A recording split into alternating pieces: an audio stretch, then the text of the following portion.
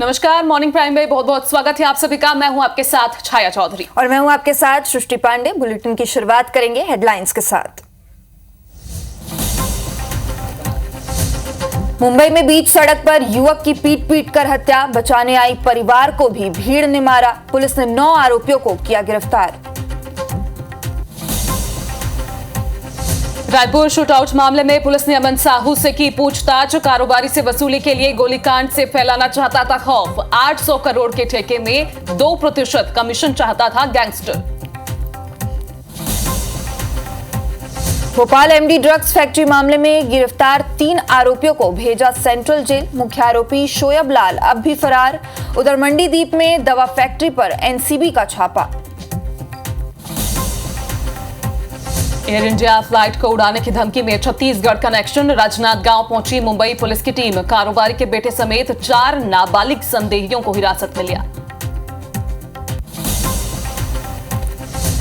Raipur smart city में placement के नाम पर फर्जीवाड़ा। कर्मचारियों के नाम पर निकाले जा रहे 78,000। भोपाल की कंपनी ने की है भर्ती।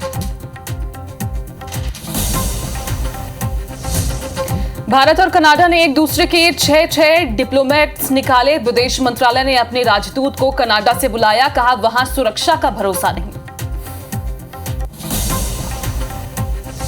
छत्तीसगढ़ में निगम और पंचायत चुनाव एक साथ कराने को लेकर अहम बैठक। सीएम और दोनों डिप्टी सीएम रहे मौजूद। अलग अलग विभाग के अधिकारी भी हुए शामिल।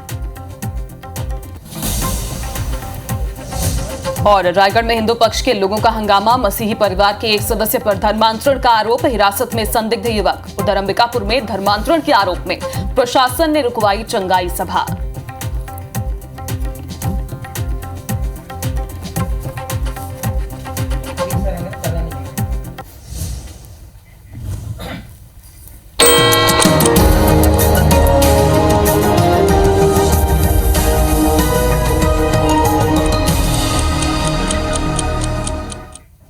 चलिए तो हेडलाइंस के बाद अब नजर डालते हैं सुबह 7 बजे की 7 बड़ी खबरों पर।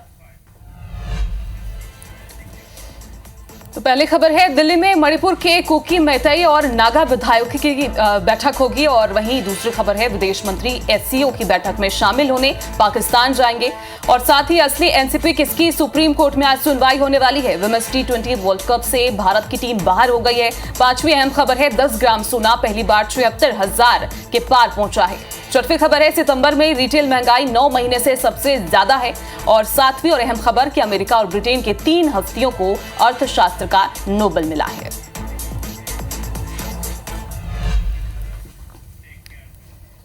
तो इसी बीच बड़ी खड़ी खबर आपको राजधानी से बता दें, गैंगस्टर अमन साहू से देर रात तक पूछताछ हुई है। रायपुर एसएसपी संतोष सिंह ने अमन साहू से पूछताछ की है। एएसपी लखन पटले और सीएसपी अमन झा भी उनके साथ मौजूद थे। Anti crime and cyber unit में पूछताछ हुई है। 5 दिन के पुलिस कस्टडी में गैंगस्टर अमन साहू है। कल ही कोर्ट से उन्हें 5 दिन की कस्टडी मिली है। और 800 करोड़ के ठेका में 2% कमीशन चाहता था अमन, ये सूत्र बताते हैं। और साथ ही ये भी बताते हैं कि वसूली के लिए गोलीकांड से डर फैलाना चाहता था, दहशत बरकरार रखना चाहता था। 19 अक्टूबर तक पुलिस रिमांड में रहेगा आरोपी अमन साहू। तो कल ही अमन साहू को इतनी कड़ी सुरक्षा के बीच रायपुर लाया गया। उसके बाद उसे कोर्ट में पेश किया गया था। कोर्ट से पुलिस ने कस्टडी मांगी है। 5 दिन की कस्टडी पुलिस को दी गई है। अब उससे लगातार पूछताछ की जा रही है। तो कल देर रात तक अमन साहू से पूछताछ हुई है। और साथ ही सूत्र बताते हैं कि वो कमीशन चाहता था 2% तक का। इसके साथ ही वो अपनी दहशत बरकरार रखना चाहता था। रायपुर में जो फायरिंग हुई थी कोयला कारोबारी से, उसके दौरान वो दहशत फैलाने की कोशिश कर रहा था। फिलहाल देर रात तक पूछताछ हुई है। लगातार 5 दिनों तक पूछताछ की जाएगी और कई अहम बड़े खुलासे होने की संभावना है।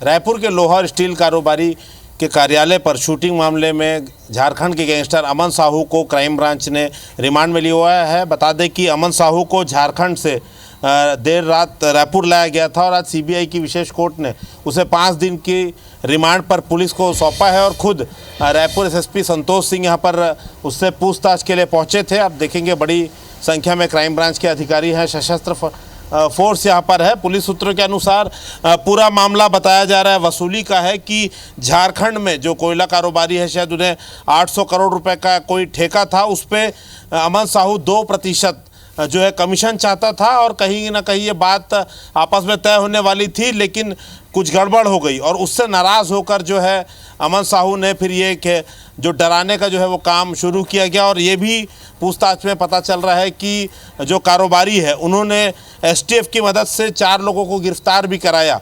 उसके बाद से राइवलरी काफ़ी बढ़ गई ग्रुप में और अमन साहू के बीच, और उसने अपनी दहशत फैलाने के लिए रायपुर का जो तेलीबंधा थाना है वहाँ पर जो है उनके कार्यालय के बाहर शूट आउट कराया कि कारोबारी डर कर उसे जो 800 करोड़ का 2% है, जो भी वसूली या सुपारी होगी वो उसे देंगे। तो ये दहशत फैलाने के लिए पूरा जो है ये खेल रचा गया था, लेकिन रायपुर पुलिस इस पर लगातार गिरफ्तारी करती रही और लगभग 2 साल से जो झारखंड जेल में अमन साहू गिरफ्तार था उसे आखिरकार रायपुर लाया गया है। तो पूछताछ में पूरी चीज़ों का खुलासा होगा। एक आशंका जताई जा रही थी कि क्या उसके लॉरेंस बिश्नोई गैंग से कोई संपर्क है, क्या वो किसी के कहने पे ये वसूली कर रहा है या खुद के लिए कर रहा है। तो फिलहाल पुलिस सूत्रों के अनुसार वो खुद 800 करोड़ में लगभग 2% कमीशन चाहता था और ये पूरा जो है शूट आउट बोल लीजिए या गोलीकांड है उसी के लिए रचा गया। फिलहाल एसएसपी रायपुर यहाँ से पूछताछ करके निकले हैं। 5 दिन की रिमांड है पुलिस के बाद अमन सिंह की। देखते हैं इस मामले में और क्या खुलासे होते हैं। कैमरामैन संजीव सिन्हा के साथ संदीप शुक्ला, IBC 24 रायपुर से। तो इसी खबर पर ज्यादा जानकारी के लिए हमारे साथ सीधे राजेश मिश्रा लाइव जुड़े हुए हैं। तो राजेश, चूंकि कल देर रात तक पूछताछ हुई है, क्या कुछ अहम खुलासे अब तक हो पाए?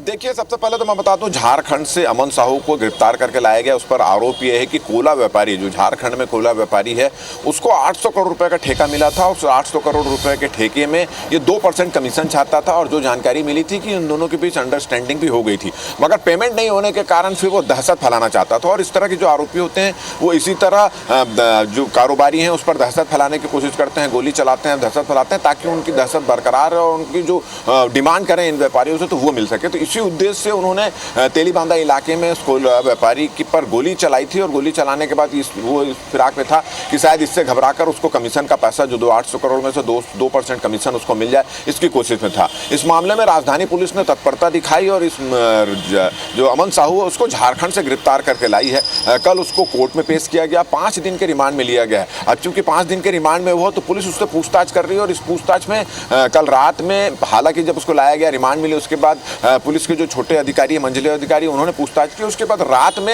एसएसपी संतोष सिंह भी वहां पहुंचे थे, उनके साथ एडिशनल एसपी भी थे, तमाम बड़े अधिकारी पहुंचे थे, साइबर यूनिट जो है वहां पर पहुंचे, वहां पे लंबी पूछताछ की और ये जानने की कोशिश की जा रही है कि रायपुर जब छत्तीसगढ़ में यहाँ पर आया तो छत्तीसगढ़ में किससे उससे इस तरह के संबंध है। इसके अलावा देश में और छत्तीसगढ़ में और कौन कौन से व्यापारी को उन्होंने इस तरह से धमकी दी, शायद उनकी अंडरस्टैंडिंग से उसको पैसा भी मिल गया। इस तरह का गैंग वो कब से चला रहा है, कौन कौन इसमें शामिल है, किस तरह से उनको सहयोग मिला, राजधानी में कौन लोग थे जो शूट आउट में उसको सहयोग किए थे। हालांकि इस मामले में 4 आरोपियों को पहले भी गिरफ्तार किया जा सकता है। तो तमाम मुद्दों को लेकर पूछताछ की जा रही है। कल देर रात में ये पूछताछ की गई थी, हमारी टीम वहां मौजूद थी, अधिकारी वहां मौजूद थे, पूछताछ की गई है और क्या पूछताछ की जा रही है, क्या उससे जवाब मिला है, ये फिलहाल गोपनीय रखा गया और 5 दिनों तक लगातार उससे पूछताछ यहाँ पर की जाएगी। इस पूछताछ का मुख्य उद्देश्य ये है कि अमन साहू ने इसके पहले इस तरह से किस किस को धमकी दी, किस तरह से उनसे कमीशन लिया और राजधानी में जब ये शूट आउट हुआ था तो उसमें किसने किसने उसका सपोर्ट किया, कौन कौन उसका सहयोगी थे। और अभी वर्तमान में छत्तीसगढ़ में और किसी व्यापारियों को इस तरह की कोई धमकी तो नहीं दी है, कोई वसूली तो नहीं की। तो इन तमाम चीज़ों से के बारे में पूछताछ की जा रही है। हालांकि इस बारे में पुलिस अफसरों से हमने संपर्क करने का प्रयास किया, कल भी किया था, एसएसपी से आज सुबह भी किया, तो उन्होंने कुछ नहीं बताया। आने वाले दिनों में जब 5 दिन की रिमांड खत्म हो जाएगी तब फिर क्या इससे पूछताछ में सामने में आएगी ये पुलिस के अफसर बताएंगे, मगर उससे पूछताछ जारी और आज भी जो है पुलिस के वरिष्ठ अफसर उससे पूछताछ करेंगे इस संबंध में। राजेश, तो आज भी कई मुद्दों पर, कई बिंदुओं पर पूछताछ होगी। जो भी पूछताछ होगी, जो भी नया खुलासा होगा, IBC 24 अपने दर्शकों तक पहुंचाता रहेगा। फिलहाल बहुत बहुत शुक्रिया राजेश जानकारी के लिए। रायपुर से आपको बड़ी खबर बता रहे हैं। एक्सपर एयर इंडिया फ्लाइट को उड़ाने की धमकी मिली थी। राजनांदगांव के कारोबारी के नाबालिग बेटे ने इसकी धमकी दी थी। मुंबई पुलिस की 5 सदस्यीय टीम राजनांदगांव पहुंच चुकी है। कारोबारी के बेटे समेत 4 नाबालिग संदेहियों को हिरासत में लिया है। मुंबई से न्यूयॉर्क जाने वाली फ्लाइट को लैंडिंग करानी पड़ी थी क्योंकि उन्हें धमकी मिली थी। मुंबई पुलिस कमिश्नर ने विशेष जांच टीम बनाई है। नाबालिग से पूछताछ जारी है। तो इधर राजधानी भोपाल से बड़ी खबर है। एमडी ड्रग्स फैक्ट्री का ये पूरा मामला है। एनसीबी ने तीनों आरोपियों को जेल भेज दिया है। सेंट्रल जेल तीनों आरोपियों को भेजा गया है। तीनों आरोपी 26 अक्टूबर तक जुडिशियल रिमांड पर रहेंगे। तीनों आरोपियों पर विशेष निगरानी रखी जाएगी और मामले में मुख्य आरोपी शोएब लाल अब भी फरार चल रहा है। फिलहाल उसकी तलाश जारी है। फैक्ट्री मालिक जयदीप की भी तलाश की जा रही है। तो भोपाल से ये बड़ी खबर, चूंकि राजधानी में जब से ये मामला सामने आया था लगातार इस पर ताबड़तोड़ कार्रवाई हुई है। 3 आरोपी हिरासत में हैं। अभी भी 2 आरोपी जो हैं, मुख्य आरोपी शोएब लाल और इसके साथ ही जो फैक्ट्री का संचालक था वो भी फरार है। फिलहाल इन दोनों की तलाश की जा रही है। अभी जितने भी आरोपी गिरफ्त में है उनको सेंट्रल जेल भेजा गया है, पूछताछ की जा रही है।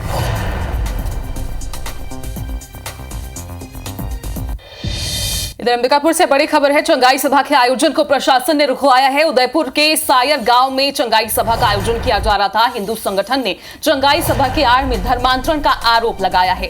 विश्व हिंदू परिषद के सदस्यों ने कार्रवाई की मांग उठाई है और एसडीएम को लंबे समय से मामले की शिकायत भी की जा रही थी। मामले की शिकायत हो रही थी, लेकिन अब तक हैरत की बात है कि कोई कार्रवाई नहीं हुई है। फिलहाल हिंदू संगठन ने धर्मांतरण का आरोप लगाते हुए अब कार्रवाई की मांग यहां पर शुरू कर दी है।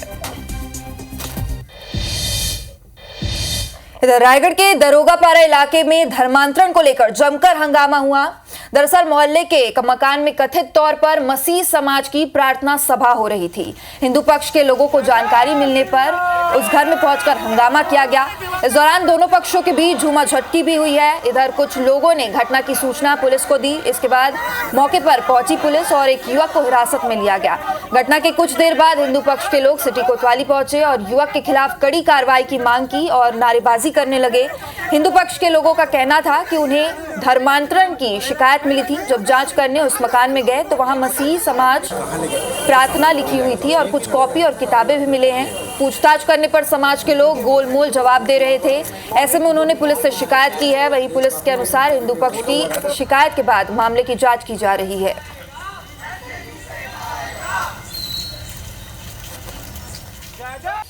इसी बीच बड़ी खबर आपको बता दें, अंबिकापुर से युवती के साथ सामूहिक दुष्कर्म की वारदात सामने आई है। नशीली दवा खिलाकर दुष्कर्म करने का आरोप है। दुष्कर्म के बाद मारकर जंगल में छोड़ दिया गया। युवती को मरा समझकर आरोपी वहां से भाग निकले। पहचान के बाद युवकों पर गैंग रेप का आरोप लगा है और पीड़िता की शिकायत थाने में नहीं दर्ज की गई है। सबसे बड़ी बात और सबसे बड़ी खबर इस वक्त की, आईजी के निर्देश पर अंबिकापुर में एफआईआर दर्ज की गई है। घायल युवती का अस्पताल में इलाज जारी है। सूरजपुर के श्रीनगर इलाके की घटना बताई जा रही है। तो इस वक्त की बेहद बड़ी खबर अंबिकापुर से, जहां पर युवती के साथ सामूहिक दुष्कर्म हुआ लेकिन रिपोर्ट नहीं लिखी गई। आईजी ने जब मामले की तफ्तीश की, न मामले का उन्हें पता चला, तब जाकर एफआईआर दर्ज हुई है।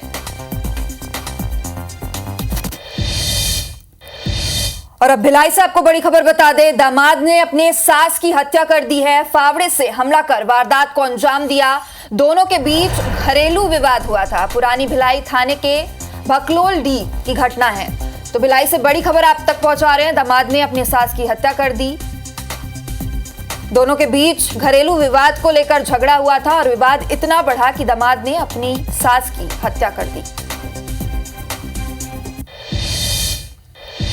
तो देखिए शशि, लगातार क्राइम तो बढ़ता ही जा रहा है। भिलाई से भी कुछ इसी तरह की खबर निकलकर सामने आई है। युवक पर कटर से हमला कर दिया गया। 2 बदमाशों ने मिलकर हमला किया है। घायल युवक को अस्पताल लेकर परिजन पहुंचे हैं। फिलहाल उसका इलाज जारी है, लेकिन बताया जा रहा है कि रंजिश के कारण बदमाशों ने इस तरह की घटना को अंजाम दिया है। सुपेला थाना पुलिस आरोपियों की तलाश में जुटी है और लगातार मामले की पड़ताल कर रही है।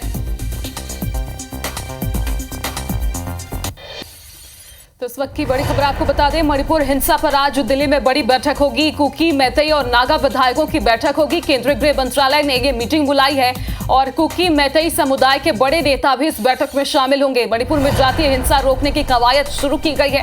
3 मई 2023 से मणिपुर में हिंसा शुरू हुई थी और मणिपुर हिंसा में अब तक 226 लोगों की मौत भी हो गई है। अब तक 1100 से ज्यादा लोग हिंसा में घायल हो गए हैं। 65,000 से ज्यादा लोगों ने अपना घर तक छोड़ दिया है। तो आज मणिपुर के मुद्दे पर बड़ी बैठक होने वाली है और साथ ही इसमें जितने तीनों समुदाय के विधायक शामिल होंगे और नागा के बताए जा रहे हैं कि 3 विधायक इस बैठक में शामिल होंगे। फिलहाल मैतेई और कुकी समाज के कितने विधायक शामिल होंगे ये स्पष्ट अभी तक नहीं हो पाया है। तो अब तक कई लोगों की इसमें जान जा चुकी है और ये हिंसा पिछले 1 सालों से चल रही है। अब तक जो बैठक होगी, आज बड़ी बैठक होने जा रही है, उसमें फिलहाल सबकी निगाहें टिकी हुई है और तीनों समुदाय के विधायक खासतौर पर इस बैठक में शामिल होंगे। केंद्रीय गृह मंत्रालय ने यह बैठक बुलाई है।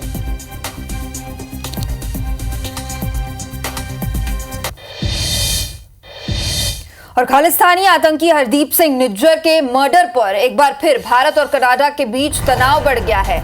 निज्जर केस में भारतीय राजनयिकों को निगरानी सूची में डालने से नाराज भारत ने अपने कई डिप्लोमेट्स को वापस बुलाने का ऐलान कर दिया है। साथ ही भारत ने कनाडा के 6 राजनयिकों को निष्कासित कर दिया है। ट्रूडो सरकार की ओर से कनाडा में तैनात भारतीय उच्चायुक्त संजय कुमार वर्मा और अन्य अफसरों को निगरानी सूची में शामिल करने के बाद भारत ने अपने इन सभी डिप्लोमेट्स को वापस बुलाने का फैसला लिया है। भारतीय विदेश मंत्रालय ने बयान जारी कर कहा कि कनाडा में जारी उग्रवाद और हिंसा के माहौल में ट्रूडो सरकार के कार्यों ने हमारे राजनयिकों की सुरक्षा को खतरे में डाल दिया है। हमें उनकी सुरक्षा सुनिश्चित करने की वर्तमान कनाडाई सरकार की प्रतिबद्धता पर कोई भरोसा नहीं है। भारत ने कनाडा के 6 उच्चायुक्तों को 19 अक्टूबर को रात 12 बजे से पहले देश छोड़ने का आदेश दिया है।